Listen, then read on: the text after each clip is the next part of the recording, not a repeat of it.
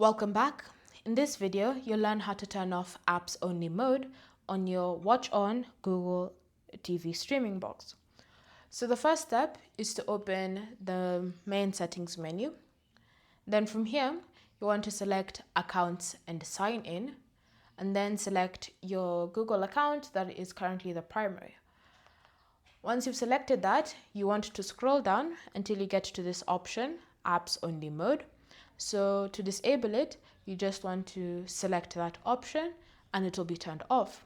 So now just navigate back to the home screen. Then from here, you should see the changes have been applied immediately. You can now see any recommendations that you were given. If you had any feedback or reviews that you wanted to give to a movie or a video that you've watched, you can now do that with apps only mode turned off. Thank you for watching. If you have any questions or comments, leave them down below and we'll get back to you.